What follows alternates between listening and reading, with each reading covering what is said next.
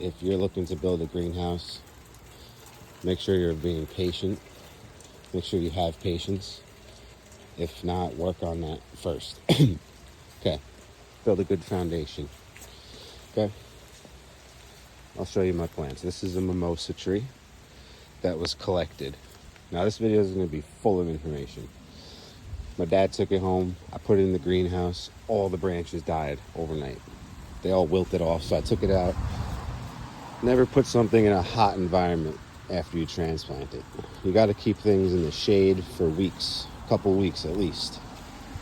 This Japanese maple, for example, before I had the greenhouse, I put it under a shade cloth where it got about 4 hours of sun, 3 hours of sun at half, 50% shade, and the leaves all died because it was growing under a dwarf maple which had basically full shade for it, which was also under another tree. So I brought them outside since they're starting to leaf out. I don't want them to die again. And these are some cuttings from a Japanese cedar. You know, I just Google stuff. It says to keep them cold, so I leave them outside. You're supposed to take those cuttings in February. So I'll just go down the rows here. I got 2 benches. Eventually going to be taller and tiered so I can utilize some shade under them. Left to right. This is a beech, American beech tree. I originally had a whole big clump of branches up there that I trimmed back. And you know, when you start out doing bonsai, you just want to take everything. But you gotta be patient, and you gotta pick your trees, you know, right. What's suitable for bonsai? This tree has no branches. No roots. I dig and dig, and this is the first root I see. And it's that big.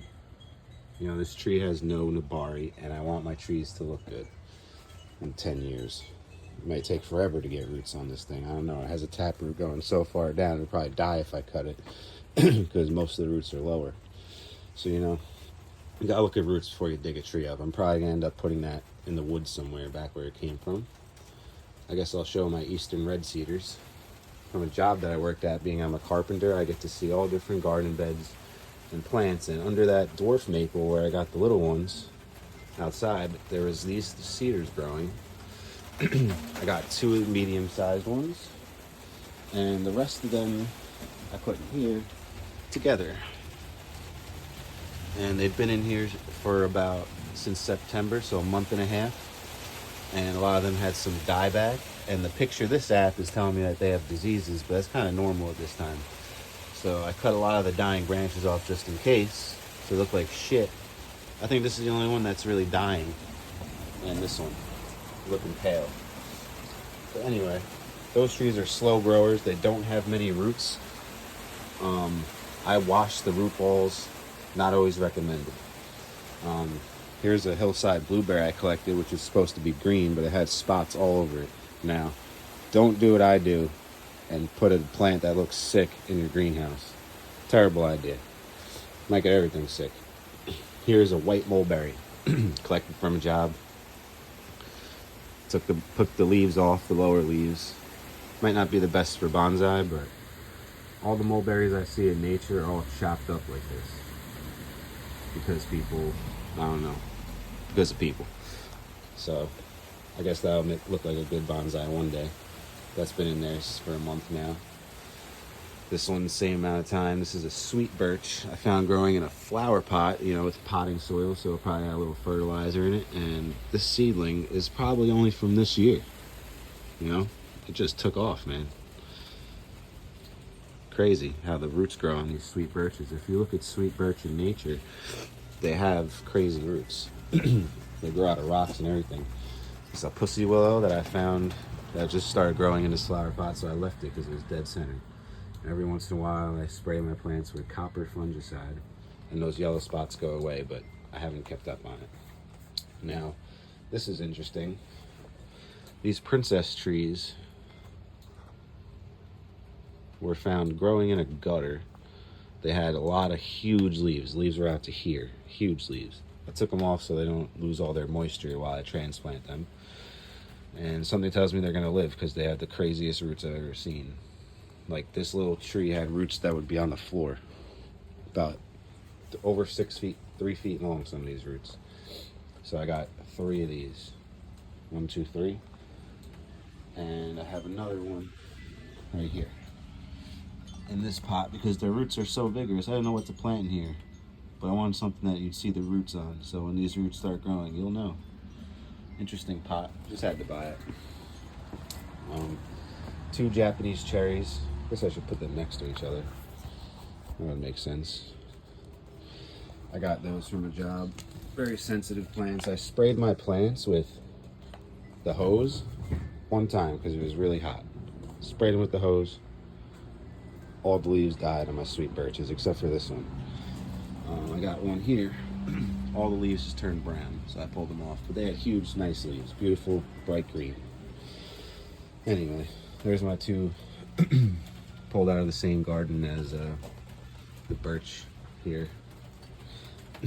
Little pest problems, but they've been recovering slowly. I also got this one, and I think the hose water killed his leaves. So, you know, Japanese cherry, he goes down low, get some shade. Now, this is a yew, a Canada yew. I have one growing on my property, so I really like the Canada yews. Been here since I was a kid. And this is a wisteria. Now, these plants drink a lot of water. They don't like the heat, especially, you know, when you transplant like anything. And I cut it back when I got it to 4 nodes like I saw on the internet, and it basically died because I put it in the greenhouse like an idiot. So I'm watering the hell out of it. These are my father's 2 plants, a spider plant, and I don't know what that is, some kind of stone crop. Makes nice little flowers, little yellow and red flowers. See, I just broke one of the branches off this thing with my head. Now we got a hornbeam, American hornbeam I collected. You know, just being a little too greedy, I'd say. Wasn't in the best location. These plants are also very susceptible to sun damage, so you got to keep them in at least 50% shade at least for a while if you want to bring them out into the wilderness. Now, this tree here, it looks horrible, and so does this one. I'm probably going to get rid of them. But they were connected. I saw this elm growing with a nice trunk, but it wasn't a tall tree, so it had a nice taper. I thought this was an interesting trunk, double trunk, so I took it. And then when I dug it up, this was attached to it, and most of this was underground, so there's even some fine roots still. There's like roots on this, but it's really a branch, so I left it out of the ground and just planted its main roots. Now, this tree has 2 leaves. It was pretty sick. I left the 2 leaves just so I know if it dies. And that's that. Just American elms, whatever. Not really that cool, but I like elm trees, so you can't exclude them. Now, this is my favorite one. This is called Heavenly Bamboo, which is a type of Nandina. It grows three leaves in a patch, like in a pear, or whatever. It grows 3 sets of them at a time. And usually the stalk makes 3 branches. So it makes 3 branches with 3 sets of 3 leaves. Pretty cool. 3 is my number. I was born in the 3rd, and that's what's up. Now, the first tree to get me into bonsai was this Japanese Zelkova. Found it growing at a Taco Bell, asked permission, and then I birthed them into, you know, I went and picked up more. I got 1, 2, 3, 4, 5, 6, 7, 8, 9, 10, 11, 12, 13. Wow, that's a horrible number to have, but I got 13 Zelkova trees. I also got a bunch of seeds I got, so technically I got more than that. But they're fun trees, vigorous growers. Better let them just grow slow. You know, you trim them back, they'll regrow. But from my experience with that Chinese elm outside, cutting it back when it's older, grew a lot of new branches. But, you know, you can lose control of trees easily in the ground with their roots, so keep that in mind. They grow fast. Now, this is a pot of cuttings I put together yesterday, which are paper mulberries.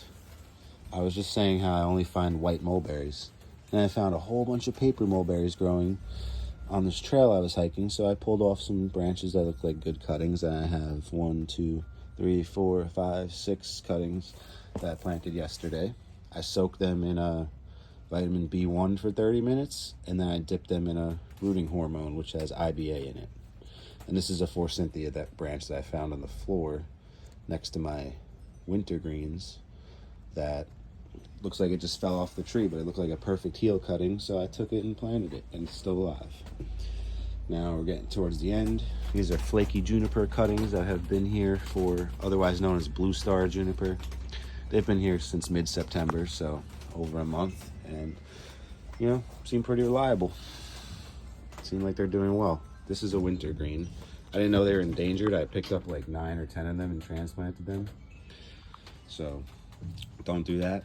But this one was attached to this huckleberry, which is clearly sensitive to heat, so I had to trim it back hard. But I think it will recover. That is a black huckleberry. This is my little princess tree.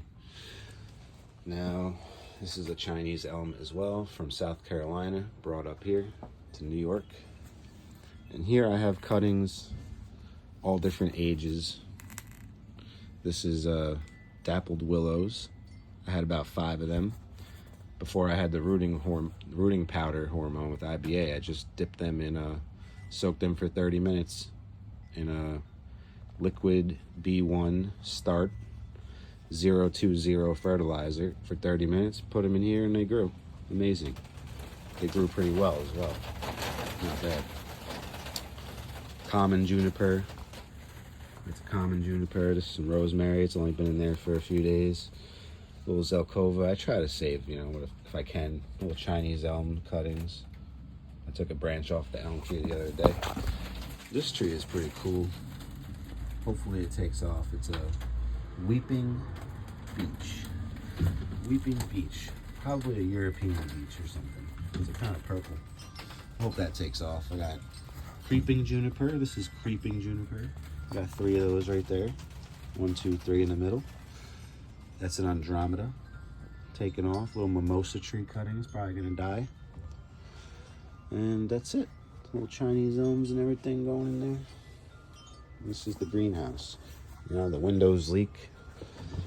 I use white gravel so it's not so hot in here. And it's coming out pretty well. I got no real serious issues besides the water dripping out the windows. Automatic vent openers would be nice. But yeah, I'll just keep posting updates if you want to see what it's like making bonsais with a greenhouse and all that. Cool.